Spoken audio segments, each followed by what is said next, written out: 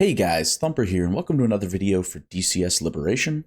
Today we're talking about how to make custom factions and why you might want to.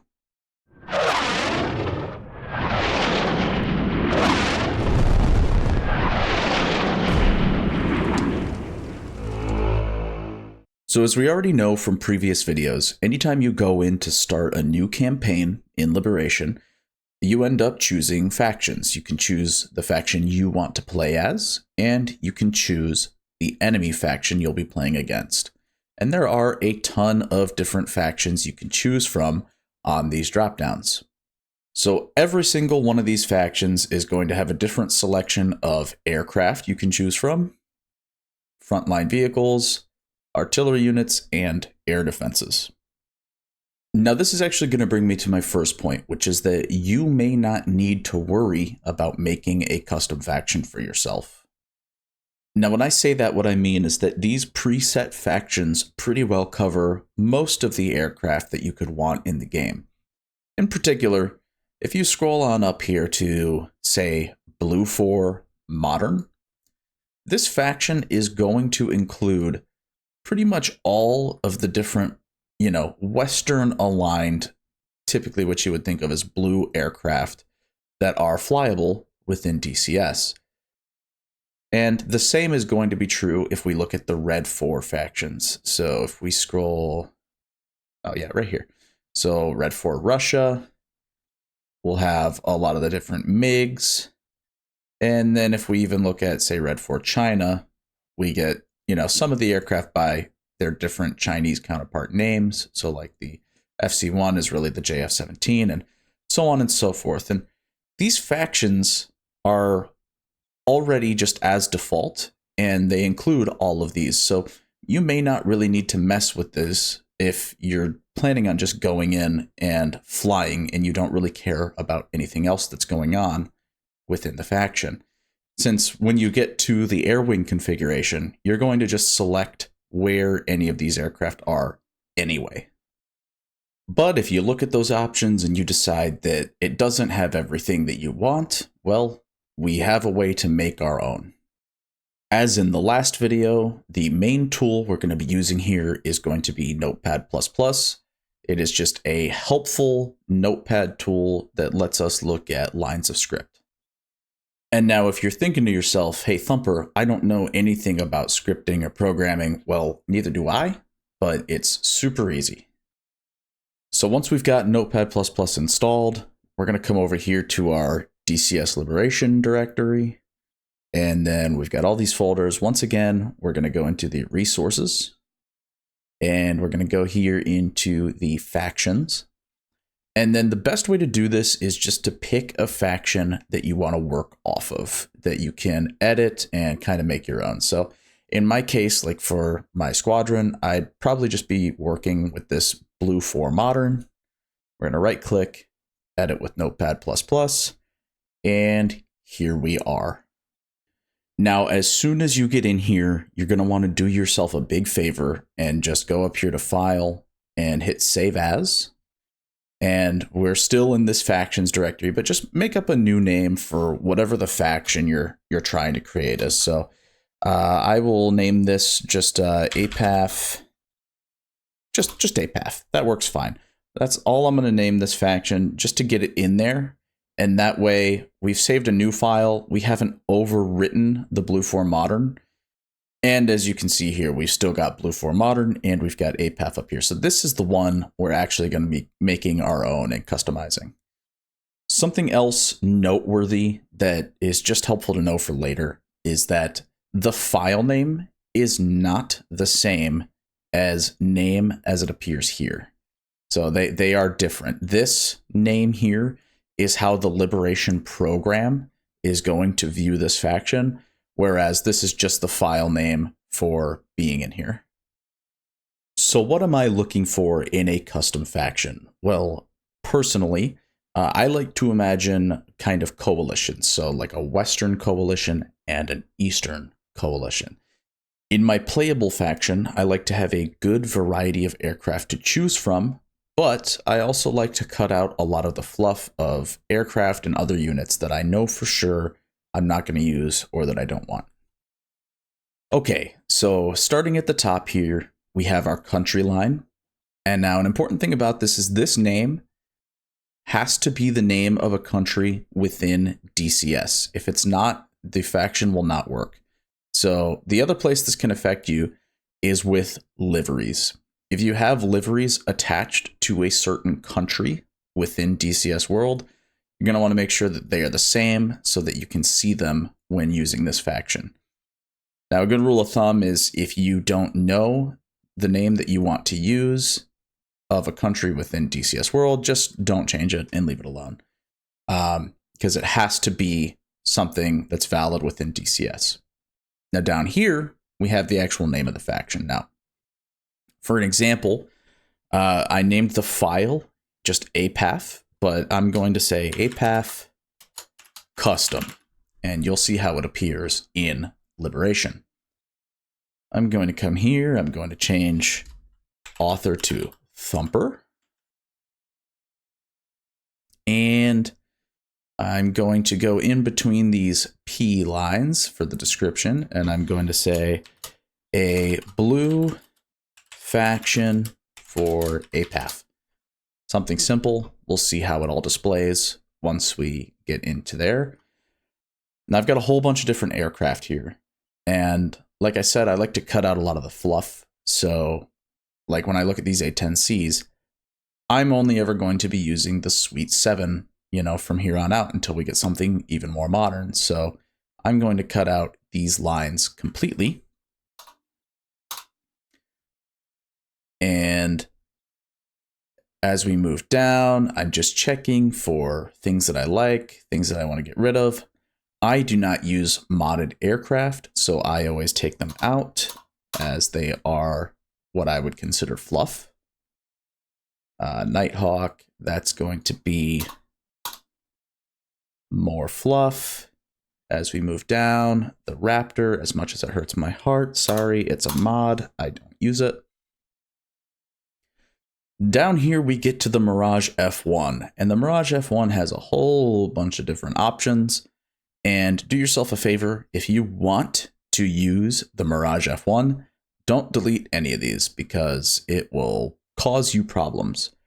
On the other hand, if you don't want to use it, like I typically do not care for it, I just get rid of them. Okay, so we've cut out a bunch of the fluff, and now how do we add things in that we want to? So like an example is I enjoy the AI tornadoes, and I enjoy the AI challengers as we move down to frontline units, since this is a coalition. So typically the easiest way to do it is if there's something you want to include, just find a faction that includes that thing. So like over here, I'm looking at UK 1990, edit with Notepad++, and now I have a new tab.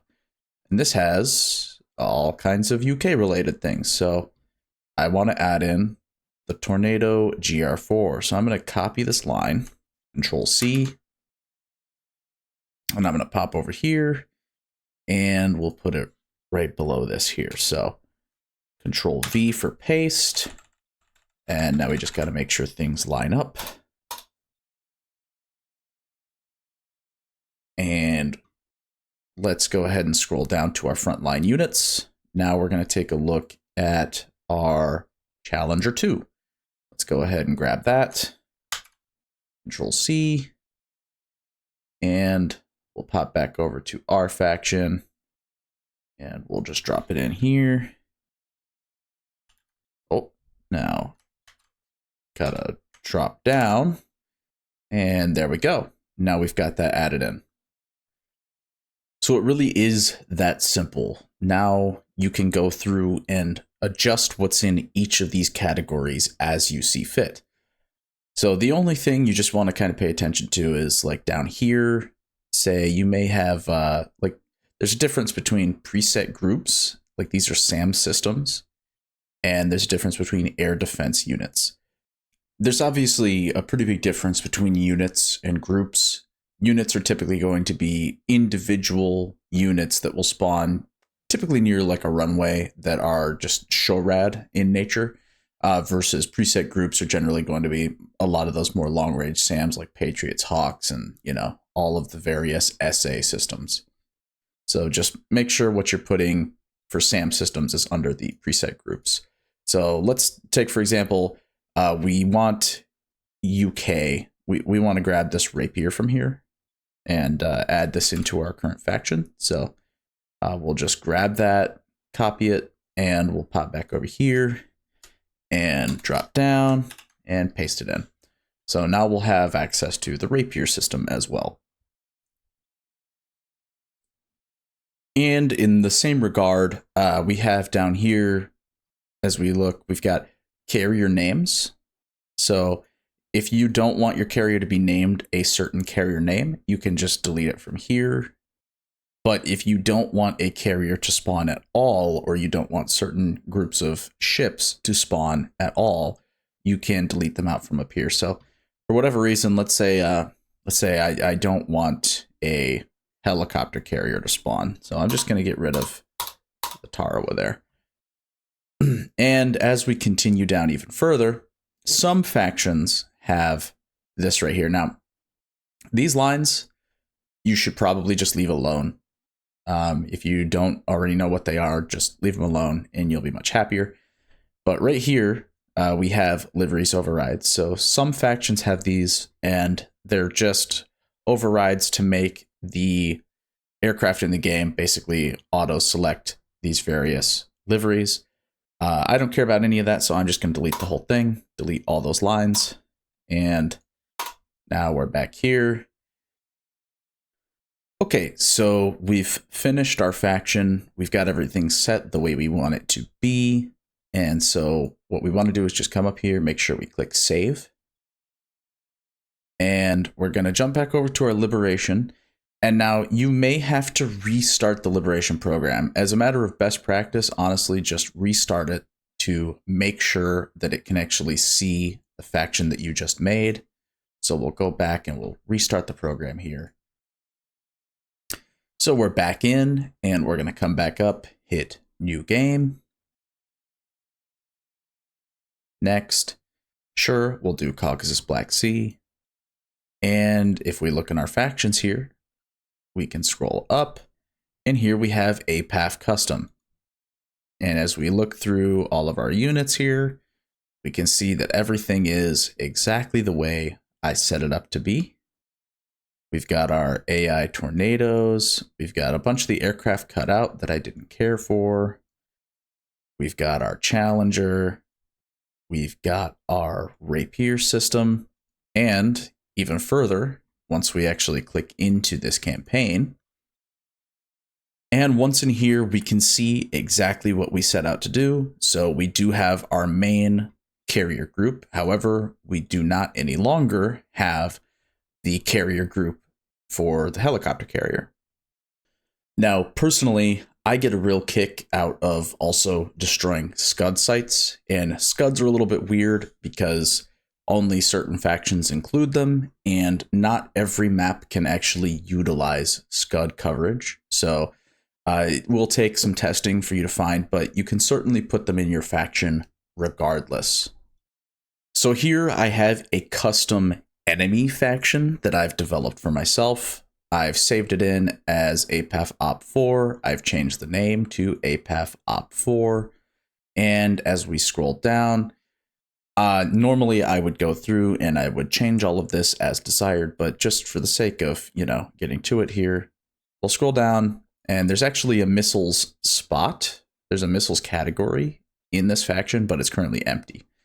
So you can pretty easily just check out, like Syria 2012 has Scud missiles. So if your faction doesn't have this whole category, you can add it in, certainly. So you could just like highlight all of these lines and copy, and then paste this in here. And boom, now you've got Scud missiles in this faction. So now I'm going to save this faction, and we see it up here. And then when we jump back into Liberation and we queue up a new campaign, now, like I said, only certain campaigns can actually utilize Scud coverage. I know for sure that Syria Operation Allied Sword can include Scuds, so I'm going to use that for this example. And right here I have APAF Op 4, and we'll just choose our own friendly faction that we made. And we'll click through. And here, as we jump in, we can see that there are, in fact, Scud sites, which are a beloved target by me. So that's it, guys.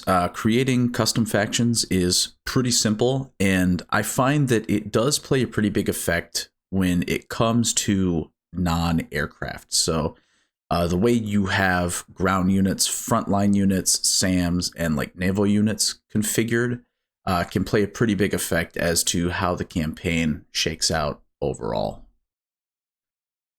I personally put a lot of focus into the red faction that I'm up against. I have different red factions for different difficulty levels. So if I'm flying with, like, say, newer people, we're only probably going to be encountering like SA2s and SA3s and probably no major naval groups versus, you know, when I'm flying with the guys I'm more experienced with and we've got a pretty good idea of what's going on.